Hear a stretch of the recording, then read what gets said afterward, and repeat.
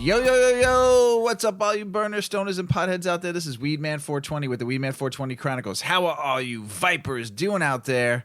Mrs Weedman. Mr. Weedman. How the hell are you? I'm doing great. I love it. How are you? Great. I'm doing great. Yeah. I'm glad to be back home. I was on the road again all week. I know you were. Glad to be back home. I'm going to be back on the road again for another week. Super stoked to sleep in my own bed. There's nothing better when you're stoned and sleeping in your own bed. Sleeping in a hotel room is fine, but sleeping in your own bed is the best, especially next to the one you love the most. Oh, you're so romantic. I'm not. Hopeless. I'm a hopeless romantic. It's okay. That's a good quality. It is a good quality. Talk about the British baking show. We've all told everybody that we have a little fantasy draft thing going on with this, and so I am in second place now. Paulie's in first at 15 points. I'm in second with 10. Mrs. Weedman's in third with 5. And Shoddy, the producer, is in last place with 4 points. 4 points, Shoddy. Mm-hmm. Sorry about that. Well, I only have one more point than her, so. Still not last. Still not last. You and... yeah, you guys are pretty far ahead of us, though. Yeah, you never know. It just takes, we need one episode where we get some points. Yes. Either Sam or I could take over. Yep. Shoddy can come in at any time. We can do it. Overtake Paulie and become in first, but it is very hard to pick winners. Losers I've been good at. Mm-hmm. Winners, it's tough. Try to pick somebody to win the technical or the Star Baker. It is so tough to hit that, but it is fun doing it. So also, I haven't picked our new players yet for this week. We got to talk to Paulie about that and see who we're going to pick. So the new studio's come along well. Yeah, we're making some progress with that. We're trying to set up a nice little studio so our sound quality is better. Hopefully, start having a guest on. Yeah, if everything works out well, we'll be able to have video as well as audio recording. So we'll see. We've got big plans, but we're not sure how it's all going to come together. Painting came out really nice. Get the carpet in, and then we'll have it all nice and new little studio. Nice. We're so excited about it. Only 22 years to redo that basement. Yeah, right. We've been in our home for 22 years. Yes. Some sad news. I was out of town all week, and I come home. I get a phone call from Mrs. Weedman, and a dog jumped our dog. Attacked. Literally attacked. Out of nowhere. Poor Yuki. Me and Yuki were out for an afternoon walk and just doing our thing, sniffing. She's chasing leaves, chasing squirrels, having a good old time. Literally just minding our own business, and out of nowhere was a 107 some odd pound dog that was not happy. It just literally came out of nowhere. It was on someone's front porch. Questionable whether or not it was on a leash or if it just broke the leash. It was in a dead sleep on a porch behind a shrub. You couldn't even see him laying there. And he was just on Yuki before either of us could even figure out what was happening. And the owner, who had just tried to rehome this dog, was cleaning her car out, so she was just feet away, but she was not getting this dog under control. I think she was fearful of it because she had had an issue with it already. It was a hot mess and scary as shit. I was caught up between the leashes. You just don't know what to do. It happens so fast. It's animals. The situation was completely out of control. And finally, she swept the dog up and got him out of there. And there was blood all over the sidewalk. So then it was like, where is the blood coming from? Thankfully, she had some scratches on her body, but no puncture wounds. But she had clawed at the sidewalk to try to get away. So she split her toenails. So there was just blood oozing out of her toes. She's a champ, though. Thankfully, yeah. I mean, what a champ. We stayed. We got her calm. The woman took me to the vet, dropped us off, and fortunately, Yuki loves going to the vet. So that was not a traumatic experience. And they cleaned her up and searched all over, and she seems to be fine. But my goodness, what a moment. And then Mr. Weedman was walking her today, and some big old St. Bernard came running out of someone's backyard. Here's what I got to say. I understand your dogs might be friendly. You might have them unleashed, and you might think they're not going to run. I'm going to tell you what, after what just happened to Yuki the other day and what just happened with that St.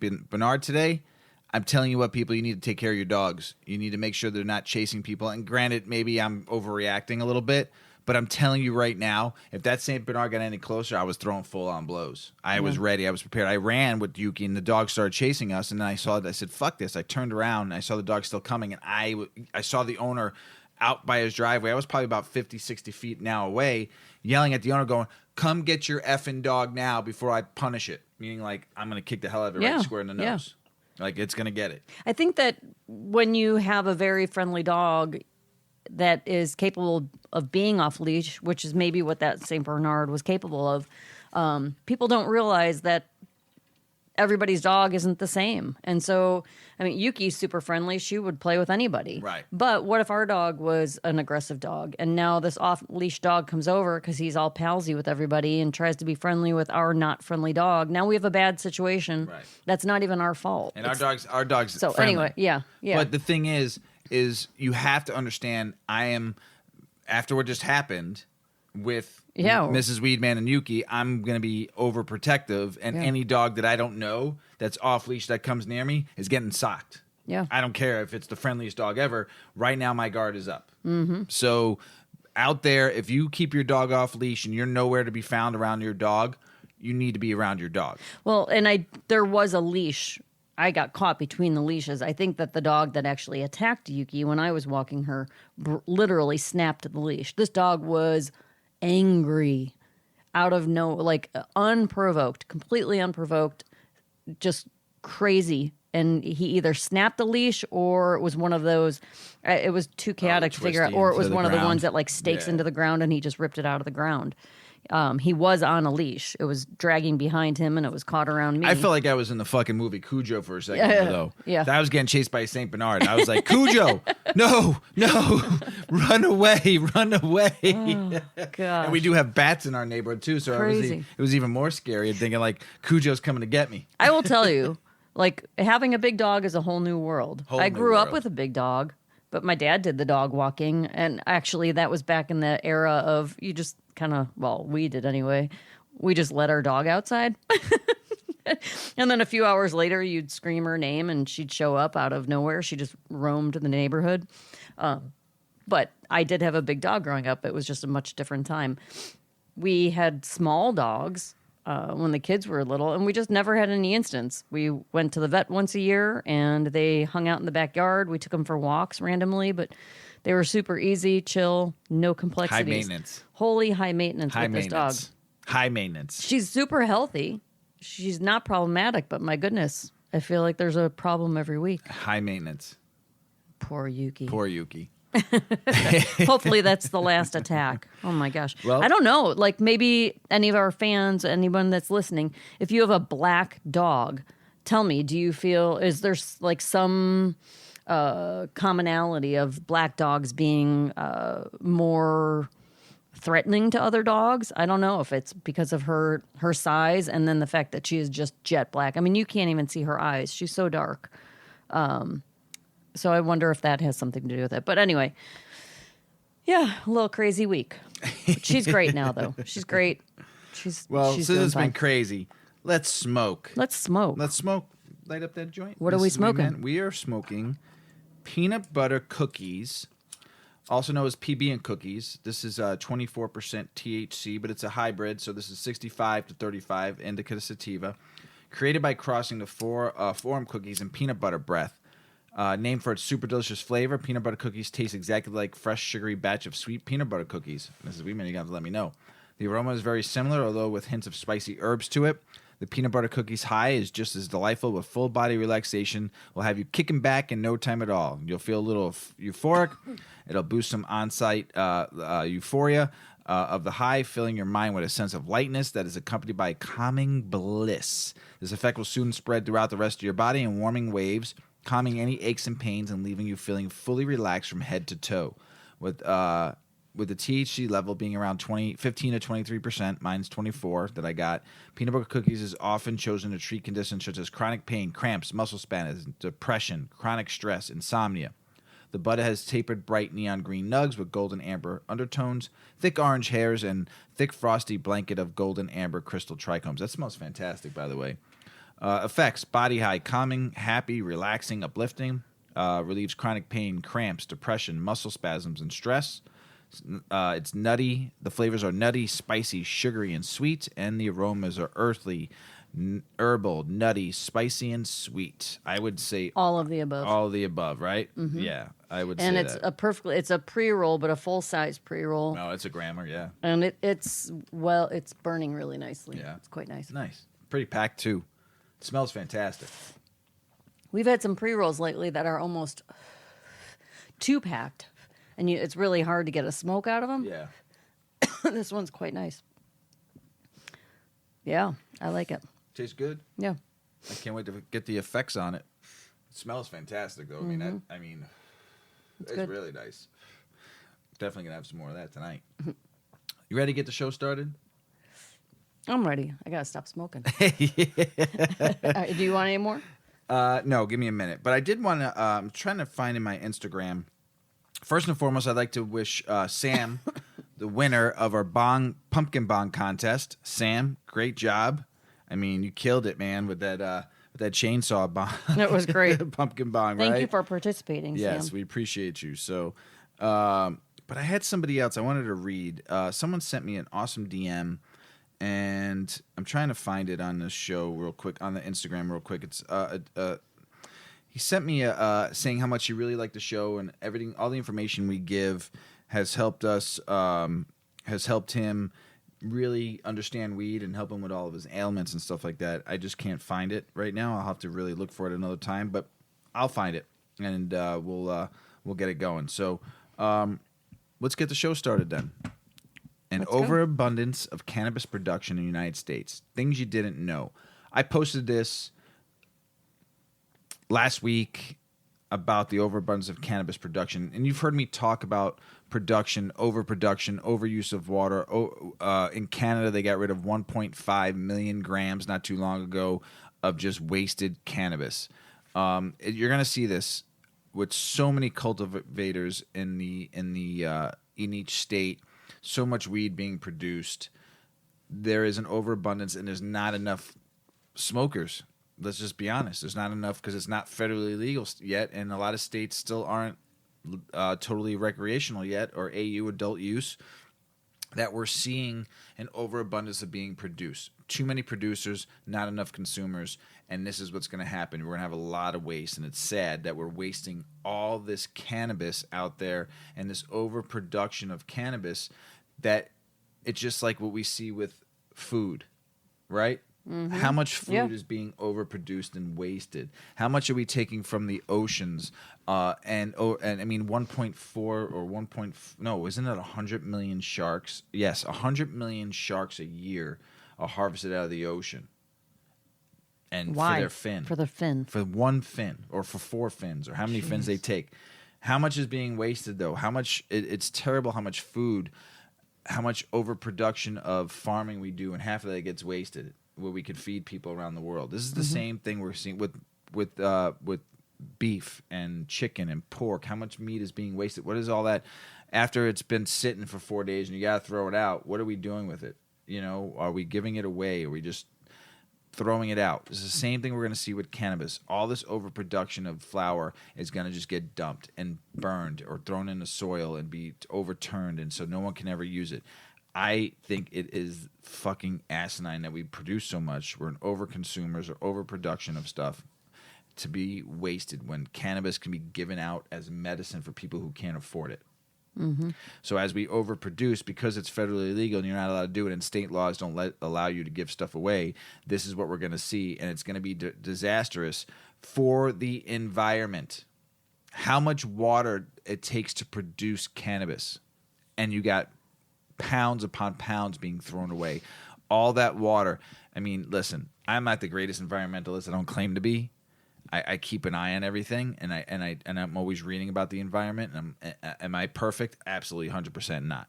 Okay, but waste is so bad, and it upsets me how much water is being wasted, how much food's being wasted. Your 3 major things in this world that you need to survive is more wasted than anything else. Besides air, but it's getting polluted, so it's being wasteful. Food, which you need to survive, is being wasted, which we need to survive and eat every day. And then you have water, which is you can't survive without the three of those. The Mississippi River is drying up. Okay? If you don't even know that, and if you're looking out west, there's like lakes and reservoirs drying up. That we've had no rain the last 6 months. And even in the Midwest where it rains all the time. There's the driest I've ever seen. And overproducing of cannabis it's not good for the environment. I'm sorry. You can kill the messenger if you want. I'm just telling you, as much as I love cannabis, we overproduce, underconsume right now, and it's just going to get wasted. You also have the black market too, which is cannabis is ending up there. I bet some of these people who are selling legal cannabis that can't get rid of their legal cannabis to dispensaries are selling it black market. You have to. It's the only way you're going to survive. You're assuming that. I'm not assuming nothing. I'm just saying what I read and what I know. What you read, right. Okay? I don't blame them. Not at all. If you got fucking 500 pounds and you only go able to sell 250 with another 250 pounds that's sitting, that's your money for the year, I would fucking sell it. Mm-hmm. 'Cause I got to survive. And then you're not wasting it. Right. It's also because we can't cross state lines with all this cannabis, all this waste. I mean, you have... Well, and then the limitations of, well, now it's recreational, but in states where it's medical, then there's limitations. There's only so many patients. And then with the stigmas, maybe somebody wants to get their card, but they don't have it. So, yeah. So you have dispensaries because you get your licenses. You want to get open, right, and get into business, but you don't have enough customers. That was how most of the states. Yeah. That was the problem they were having. But it's not. It's just that it's overproducing. You have so much. Right. I mean, yeah, you can probably turn it into distillate. You could turn it into concentrates, but still, you still can't use it all. I mean, you got some good code dates on it, but you still can't use it all, and it's getting wasted. It's almost like the big picture. Like if our state has 28 cultivation centers? 26 right now. 26. So if there's 26 and but not all of them are running. Okay. Well, here's my thing. Like if they took the amount of sales of cannabis, legal cannabis in the state, and then decided, okay, well, if this is the pattern and we're going to see 25% growth next year, this is how much weed we'll have to have. If they could scale back those numbers and then tell cultivation centers, you're going to probably want to have, 2 tons of flower this year based on numbers. And everybody does that. Then they're not overproducing. Like right now, they're probably producing as much as they can with the thoughts that there's going to be... I have a you don't want to miss the solution, market. maybe, right, that Oregon did. So, but here's some results, okay? Mm-hmm. So Oregon is kind of doing this, but let's read a little bit more. And it has a potential to reduce overabundance in the long run. Oregon has been averaging something to the tune of 4.5 million pounds produced annually. For context, California, a significantly larger state, consumes an estimated 2.5 million pounds of cannabis annually. That's a significantly larger supply than there is a demand, and the ramifications can be quite severe. You see price dips. You see farm closures. You'll see dispensary closures too, eventually. You'll see product destruction. Final products that can't be sold will inevitably get destroyed, burned, and not in a fun way to make room for fresher products. The actual estimate of how much legal cannabis is destroyed annually are imprecise. Most legal states keep the record sealed. In Canada, however, it was shown that vendors had to destroy... I was off, sorry. I said 100 million grams. It's 425 million grams of legal product last year. Wow. 28 grams in an ounce, right? Yeah. How many ounces is that? How many pounds is that? I mean, it's waste. Mm-hmm. Give it away. Give it to oh, my gosh. So, solution. Is there really a solution? Burning excessive cannabis is not a sustainable long-term solution, but what's to be done? Context is important here. Legal cannabis is still relatively young. Local producers will naturally correct supply on their own in the coming years to avoid waste. This can better be accomplished using analytics, data that will allow producers to make very precise estimates for how much they can expect to sell. This will reduce the cost and the risk of overproduction. Like you were saying, they'll get better as time goes along. They'll have to adjust with analytics, but a lot of them are so new, they don't know how much to produce, and they're young businesses that have to learn this. And they don't want to underproduce and then miss out on sales, right? I'd rather sell out than burn out. Supply and demand. I'd rather sell out. Oh, I know. You know, and then you just, you make more as you need it. I know the outdoor grow, it's a little difficult, but indoor grow, stop overproducing. Learn your numbers. The magic is making enough and having less waste. 100%. Are we entering an era of the high-powered female stoner? Is it here? I think it's going to be. It's getting there.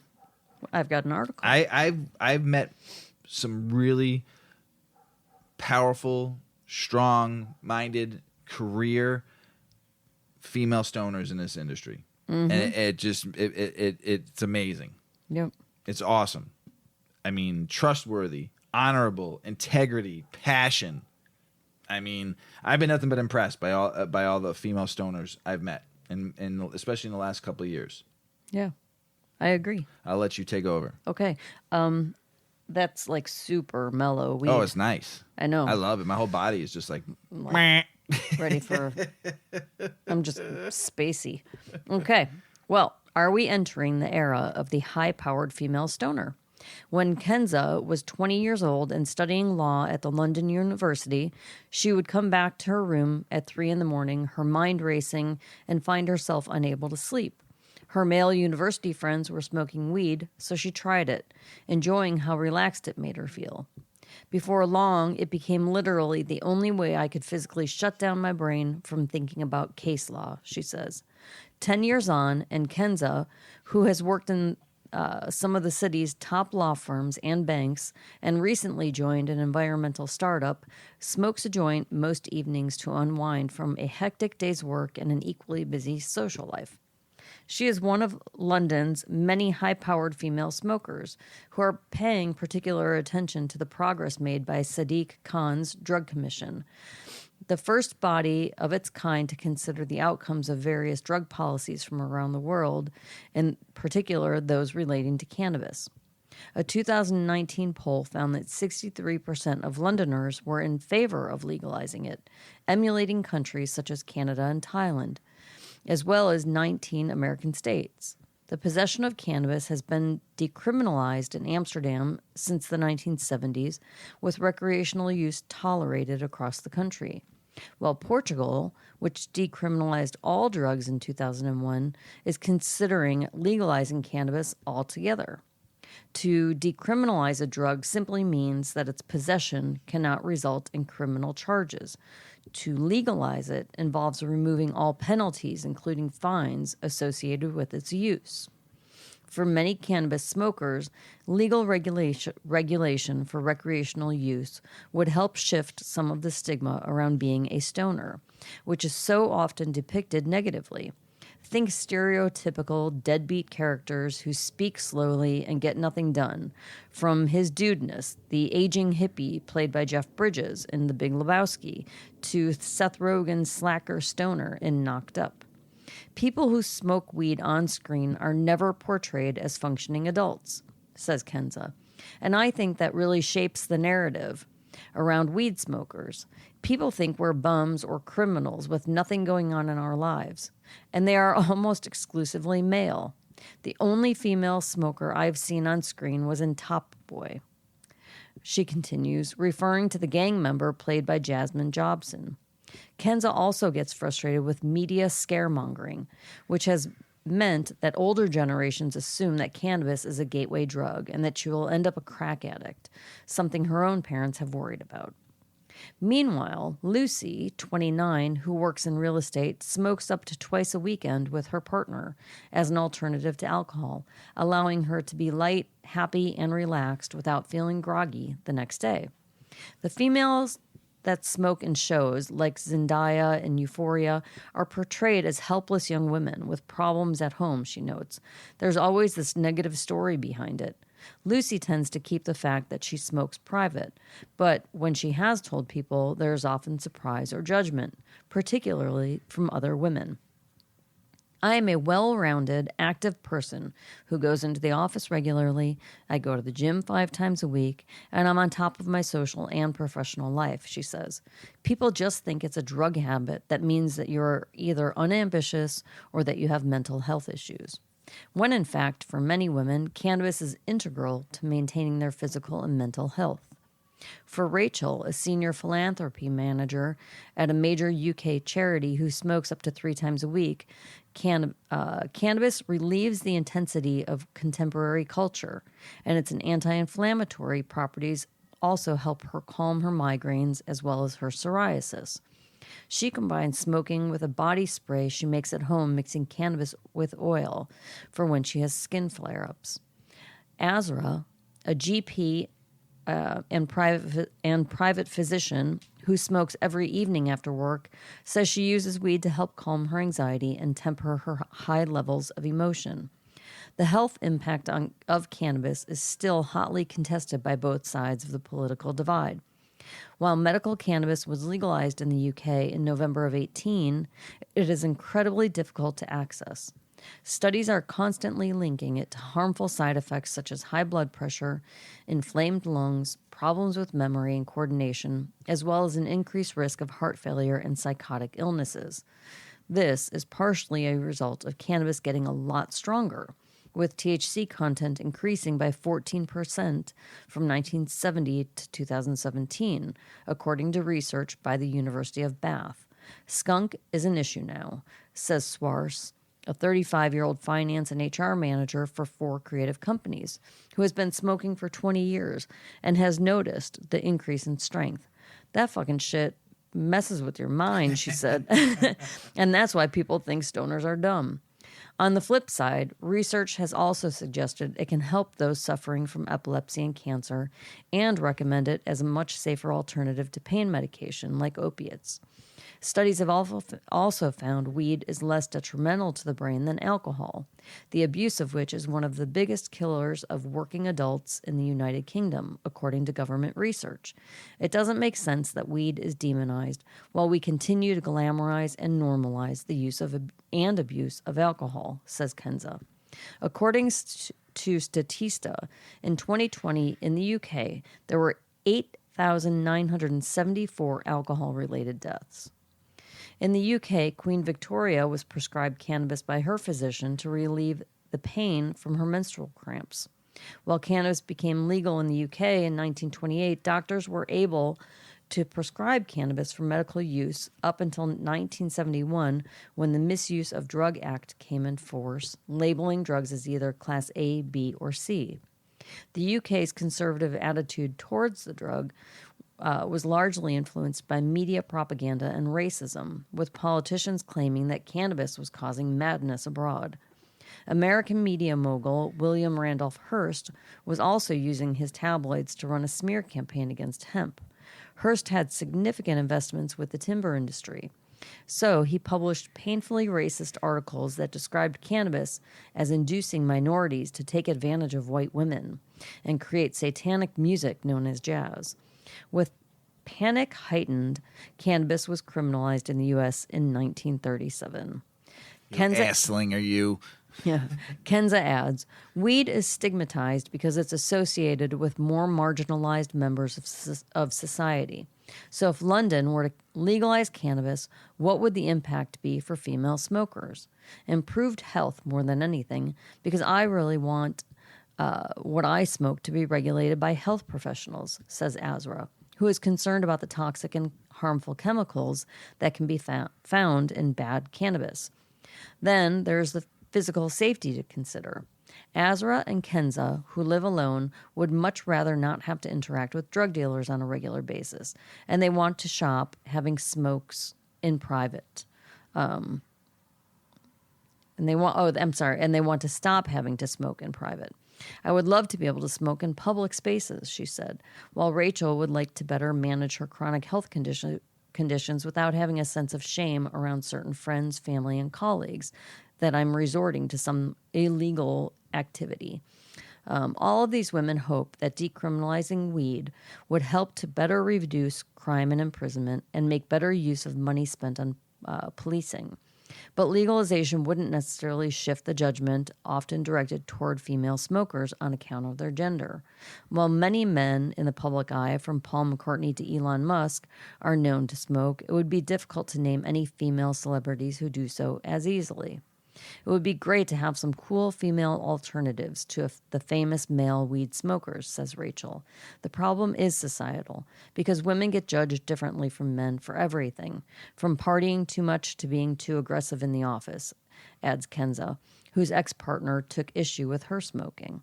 Socially, women are meant to aspire to marriage and motherhood, and for many people, weed doesn't really fit into that. But the more successful, ambitious, and high-functioning women speak up about the benefits of cannabis as a positive lifestyle choice, then the more we can shake, I wanted to say stomp, the stigma. Yeah. Are consumers turning to cannabis concentrates, you think, more? I know we are, because we smoked hash all weekend. It's possible. We smoked hash out of the Zenko all weekend, and I picked up did. some phenomenal hash when I was out in Michigan. And we've been smoking a lot. So I know more and more consumers are turning to cannabis concentrates because as it gets a little bit cheaper, people are willing to try it. Because before, a gram of concentrates was like $80-$90. Oh, wow. Michigan was 30. Oh, wow. Oh. 30 I got one, but I also got one for 62. So, and this one is the one we smoked all weekend. We were ripped. So, but yeah, consumers are turning to cannabis concentrates. Why? Because it's a little bit cheaper. Now that cannabis, the price of cannabis is going down, so people are willing to try the high-powered of like a live resin, a wax, a rosin, hash, bubble hash, you name it, they're trying it. So it's good because as you experiment with different ways to smoke cannabis, you might find something that you like even better than just smoking a joint. So keep on going out there and smoking cannabis concentrates and just get experience with them. Start low and go slow, as we always say. Yes, Mrs. Weedman, we were pretty high last night, but we ripped that hash. Mm-hmm. Man, it was tasty as hell. It was good. Blueberry yogurt. Mm-hmm. Oh, man, it was fantabulous. I enjoyed the hell out of it. So I cannot wait to get back into town to smoke more out of my hash. There is no mixing of drugs and cannabis, and there's some bad drugs that you can mix with cannabis, and Mrs. Weedman is going to tell you all about it right now. Well, there's not bad drugs you can mix with cannabis, but there might be drugs that it would be bad to mix with cannabis. There you go. Drugs you don't want to mix with cannabis. Cannabis is considered a relatively safe drug, and as time passes, medical professionals are finding more and more use for it as medicine. From helping those with multiple sclerosis to an FDA-approved medicine derived from cannabis to treat epilepsy, cannabis is finding its footing and rooting itself firmly in the medical community. Still, just like with nearly every substance we put into our bodies, there are certain medicines that just don't mix well with weed. What's more is that while weed can have often desirable effects, these effects can sometimes be dire for those with certain medical conditions. Testing and research is limited, as cannabis is still illegal on a federal level. However, here is a list of medications and conditions that are currently thought to have adverse effects when mixed with cannabis. Opioids and sedatives. Opioids and sedatives come with their own risks even when they are not combined with other substances. When they are combined with weed, however, their effect can be heightened and amplified, which can be dangerous. Weed's biggest known impact with opioids, sleep medications, muscle relaxants, and alcohol because all affect the central nervous system, according to Salem Health. If you're prescribed opioids or sedatives, but also want to use weed for recreational or medical purposes, talk to your physician first. Blood thinners. Cannabis and blood thinners are another potentially dangerous combination. Cannabis can cause blood thinners to work excessively well, which can have dangerous consequences. Cannabis can increase the levels of which a blood thinner like warfarin that is in your body, which can lead to excessive bleeding, according to NBC News. Cannabis combined with certain blood thinners can thin your blood to dangerous levels, so it is imperative you know whether or not the blood thinning drugs that you are taking might be affected by cannabis use. Even if the drugs may not cause severe side effects like excessive bleeding, they may otherwise change the drug's effectiveness. Using weed while on a statin or a blood thinner can change how the drug works in the body. Lead author Dr. Muthia, a cardiologist at Brigham and Women's Hospital in Boston, told NBC News. Anxiety or depression medications, or SSRIs and benzodiazepines. Another group of drugs that can have negative and even dangerous consequences when mixed with cannabis are medications meant to treat anxiety and depression.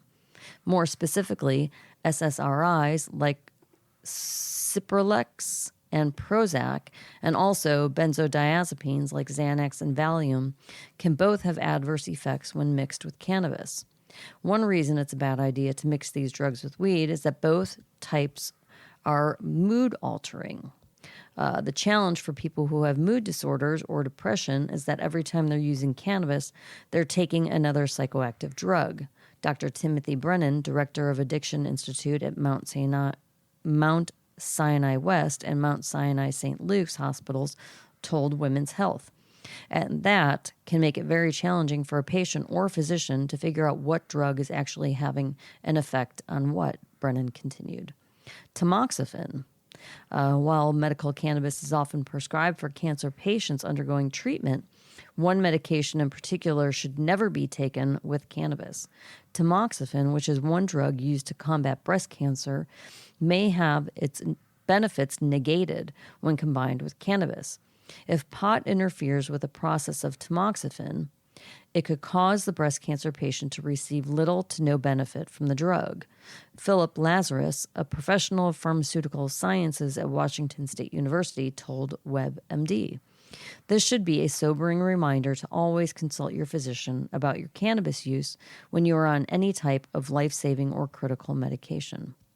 Continued challenges with the lack of research. While the medications we listed above could be dangerous or pose risks when mixed with cannabis, there still needs to be more research conducted. Unfortunately, even though more people now smoke weed than cigarettes in this country, there have been limited trials on how pharmaceuticals interact with it. This is one strong argument as to why there needs to be reclassification of cannabis. Taking it off of the Schedule I drug list would allow for significantly more research on the substance and would improve how we understand its ways and interactions within our bodies and the other substances that we have in our body. That's good. I didn't know about the weed and the tamoxifen. I didn't know that either. The other one is too. We know people the blood too. thinners too. Yeah, I didn't know that. That was crazy. Yeah. The one thing too is it's not just cannabis though too. There's other herbs out there and spices and stuff you're not supposed to take when you're taking certain medications. Right. I know somebody that can't take turmeric because there's a medication that person can't have. That can't mix turmeric because it cancels out the medication. So it's not. This is something that you just need to look out for and read up and be knowledgeable on what cannabis is. Great. We all know it's great, but it's just like aspirin and nitroglycerin. It's not for everybody. You can't mix those two together; you'll die. So. Nevada judge orders cannabis to be removed from the state's list of controlled substances. Good for that. And saying the state of the Board of Pharmacy does not have the authority to regulate cannabis and ordered cannabis to be removed from the state's list of controlled substances. Good for you, Judge. Yes, that's what I'm talking about. Here was something I posted. Cannabis is a more valuable crop than potatoes or rice. Crazy. It's like the 6th largest crop right now. Corn, soybeans, hay, wheat, cotton, and cannabis. Hell yeah. It's going to go even further than that soon. Watch. Arizona almost nears $1 billion in legal sales for 2022. Go Arizona, man. That's great. Illinois had a slightly increase in sales for October.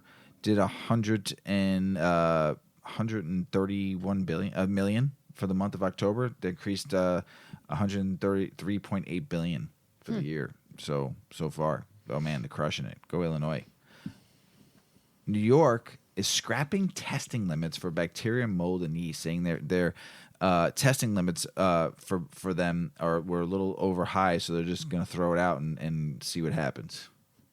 That's not good. Smoke some mold, watch you throw up. Here's something that I hate. And I saw this in the liquor and beer industry when I came from that industry. Retailers would charge slotting fees. And a slotting fee is you're paying to be on the shelf, or you're paying to have your display put up. And you're paying that company to actually sell your beer now. Instead of them making profit, them buying it normally and then them selling it for a retail price and make a profit.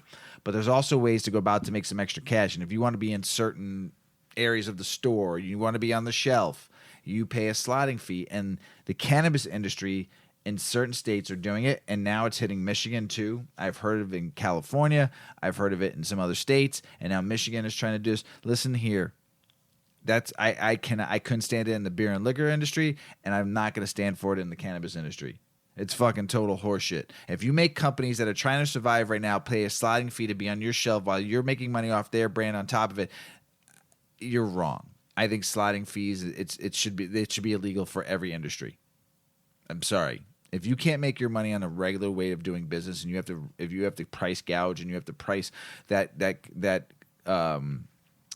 say it's a small business owner, small craft business owner. Say if it's a small little business that just started, 5,000 square feet, just spent $10 million, and they have no money, and you ask them for $5,000 to be on their shelves, fuck you. I won't smoke your cannabis and won't even go to your store. Period. And I hope you go out of business. Next. Slotting fees. Florida medical cannabis patients base grew about 25% in 2022 so far. You need to go wreck Florida. I posted this and I thought it was so interesting because I truly believe that The Emperor Wears No Clothes, written by Jack Herrera, he said hemp can save the world and it will save the world one day. But they're making batteries from hemp. Yeah. Tell us about it, Mrs. Weedman. Researchers make batteries from hemp. That's like a cheer. I'm a cheerleader. Oh, shit. All right. Researchers at BEMP Research Corporation have developed a lithium sulfur battery that is more cost effective, has a higher performance, and is more recyclable than lithium ion batteries, thanks to a helpful material, hemp. The company uses carbonized hemp rather than heavy metals like cobalt or nickel, making batteries that are lightweight and durable. While many researchers globally have been looking into ways to use graphene for better EV batteries, it is still an expensive material that cannot be scaled up for mass production. Hemp is a better, lower-cost solution. Hemp's durability can help the cathode withstand hundreds of cycles of contraction and expansion. Sun Nguyen, founder of BEMP Research, told Energy Tech. The use of hemp also means these batteries could have a smaller impact on the environment. Professors at Northwestern University, who are not involved with BEMP research, found that cobalt mining in particular has harsh consequences on communities, including increased violence, food and water insecurity, and health challenges. The working conditions are often unethical and dangerous for workers. Mining for heavy metal, including cobalt, can also pollute soil, water, and air, contaminate food supplies, and increase risk of respiratory and reproductive health issues. BEMP Research said its hemp batteries require only one heavy metal, lithium. This also means the batteries are far easier to recycle than lithium-ion batteries. Sulfur is very abundant. Boron is also relatively abundant, with the biggest boron mine being in California, Nugent said. We also have a strategic partnership with Delta Agriculture, the biggest hemp producer in the USA. Delta Agriculture highlights that hemp is a legal crop that requires little water, no pesticides, and is better at carbon sequestration than trees. Sequestration. Big one. The company explained in the interview with Energy Tech that using an abundant crop like hemp and other materials that are more widely available than heavy metals can alleviate supply chain issues, lead to less costly manufacturing, and create batteries that are safer in the event that they are damaged. The hemp battery is less likely to combust if damaged compared to lithium-ion batteries, making it a safer alternative. Under tests, the batteries show that they can be charged in 20 minutes and are expected to last 100,000 miles. That's a lot. With fast charging so 100,000 miles with fast charging and more mileage with slow charging. The team hopes to scale to mass production by 2026, and the batteries will be especially suitable for heavy-duty electric trucks and electric airplanes. I don't think I want to fly in that plane. I do. You do? Sure. Stoned. Yeah. Crash landing. Well, international news. Czechoslovakia is on its way to legalizing cannabis. Wow. They're following right behind Germany. So they saw what Germany's doing. They want to be one of the Europe's top cannabis producers, but also their users too. And the black market's starting to dry up there. So they're looking for ways to, hey, we have a lot of smokers in this country. Black market ain't doing it. Traditional market ain't doing it for us. So we might as well do it ourselves. Great.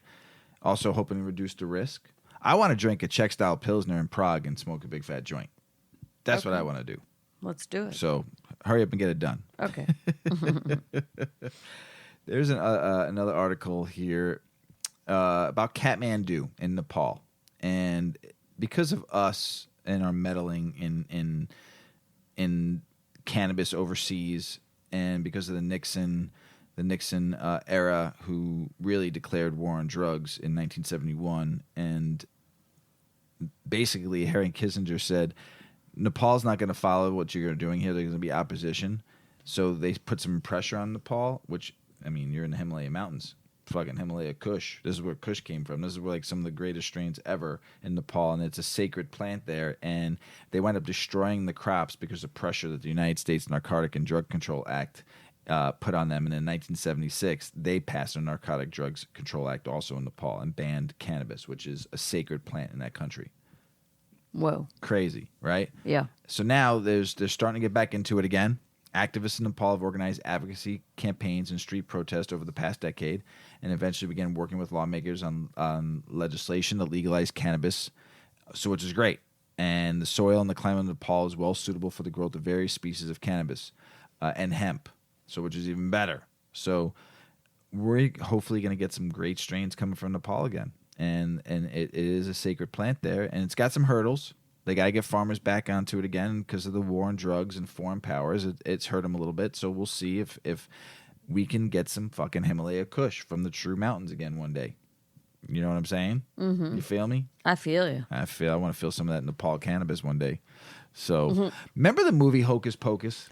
Yeah, there was just a new part 2, right? Yeah. I love that movie. I think it's was it a part 2 or was it a remake? Maybe a part 3? I don't know. Who knows? Anyway, Part there was an two. actor on there from the original one, right? That was stoned from the time they filmed the whole thing, right? Yeah. Tell us about it, Mrs. Weedman. Hocus Pocus actor Omri Katz. Omri Katz. I think it's Omari. I think it's Omari. Omari Katz admitted that he was totally stoned while filming the movie. This is a while back, too. Yeah, a long time ago. As part of an exclusive roundtable interview with the OG Hocus Pocus stars, the actor tells EW that he wasn't just running on Halloween energy on the set of the 1993 Disney classic. The then 16-year-old was actually high while filming a key scene for the film. 1990, that long ago that movie was filmed. Yeah. Holy shit. That was at an age where I started experimenting with cannabis. Let's just say some of those scenes, I was having a good old time, Katz recalls, adding that he doesn't remember exactly which scenes. I'll tell you what I do remember. I was misperforming and not hitting my keys or marks. Kenny Ortega, the director, comes up to me and practically grabs me by the shirt, and he's like, "Are you high?" And I was like, no. And of course I was. Katz continues. We got it done. But that was kind of a wake-up call. Like Omri, You've got to be a little more professional and make sure you hit your cues. His co-star, Vanessa Shaw, butts in, laughing as she tells him that she remembers it happening during a sequence at the beginning of the filming that sees Winifred Sanderson, played by Bette Midler, zapping Max, played by Katz, with a bolt of green magic inside the witch's cottage. Yeah, but I didn't look like I was getting zapped, Katz responds. I looked like I looked like I was getting high. Katz previously told EW in a statement that he was excited over the new direction of the sequel, saying, "I think it'll be good for everyone who loved the original. I hope fans will go see it. I know I will." Katz originally portrayed Max, a Los Angeles teen who moved to Salem, where he and his sister, Danny, played by Thora Birch, team with a local girl, Allison, played by Vanessa Shaw, on Halloween night to thwart the return of the Sanderson sisters' witches. Hell yeah. Stoner. I mean, That's cute. I mean, I remember our kids watching that movie, and so we watched it, and I wouldn't even realize it. Now I'm going to have to watch it again and see how stoned If he you was. could tell. If you could tell. I mean, he's only 16. Right. So just got to look at his eyes. This news just blasted on Friday. I was in my car driving, and all of a sudden I just checked some articles, and all of a sudden this was all over the news. I mean, crazy. So Columbia Care was bought by Cresco. Cresco is a multi-state operator, vertically integrated in a lot of states. Multi-state operator, vertically integrated means that they have both dispensaries and cultivation, or if you're just a multi-state operator, you multi-state in other states. You might not have cultivation, but you have dispensaries, or you might have a cultivator with no dispensaries, whatever. So Cresco is one of the largest cannabis companies in the United States. They are even larger now since they bought Columbia Care, but they had excess dispensaries or cultivation in some states that you're only allowed to have so many licenses for both. So they had excess, and their time was coming up to have to get rid of these and figure out what they wanted to do. And who comes along? Dun, dun, dun! P. Diddy. Yeah. Sean P. Diddy Combs. If you don't know him, he is a music producer, hip-hop artist, and also, I mean, billionaire now. He's got billionaire status. He a few weeks ago came up billionaire. So, but also the founder of one of my favorite. I mean, Biggie Smalls, Notorious B.I.G. I mean, he's always done well. Oh yeah, Yeah. I'm not a huge lover of his music. I mean, but he's had some of the best hip hop artists ever underneath his. I always thought he was awful cute. So Just saying. he purchased the assets of 3 states from Columbia Care and Cresco Labs, forming the country's largest black-owned cannabis company, according to the deal announced on Friday.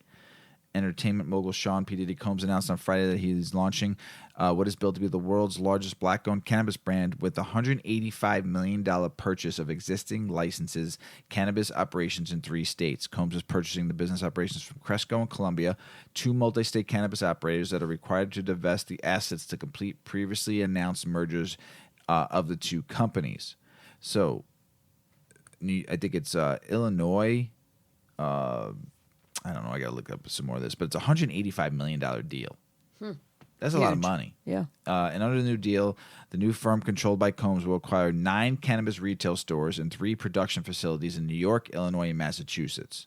In return, Combs will pay $110 million in cash and another $45 million in debt financing, plus future payments based on growth benchmarks for a total of amount of $185 million.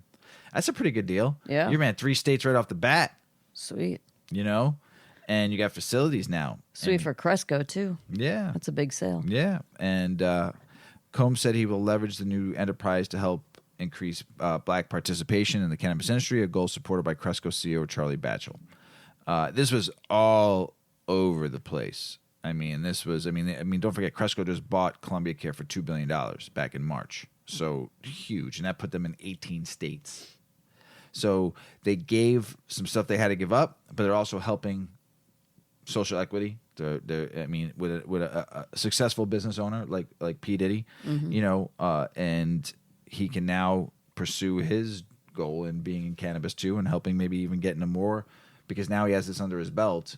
He can probably get in more states now, and probably get some investors too, and help the black community out and grow even more in the cannabis industry. So I think that's awesome. Good for him.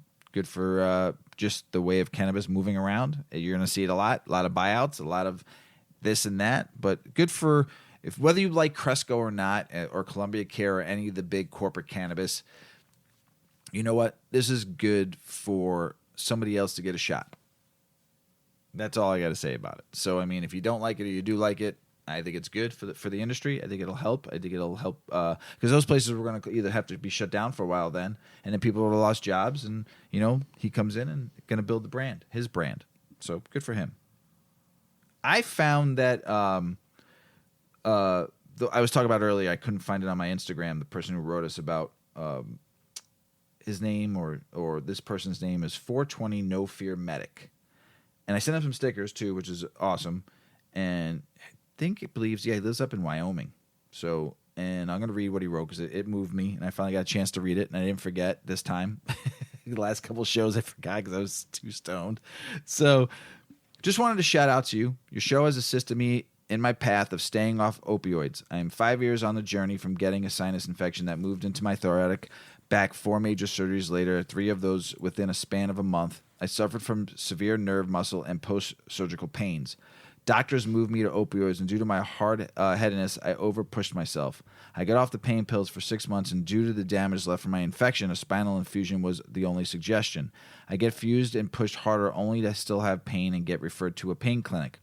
I pushed to get off the pills, but nothing helped. My health was junk, and a past EMT firefighter, I was beating myself up. Utah finally cleared the medicinal use of cannabis. My primary doctor cleared me and attempted to educate me and best she could. I hardly knew anything. I studied the best I could and talked to a number of users. All gave me such broad info.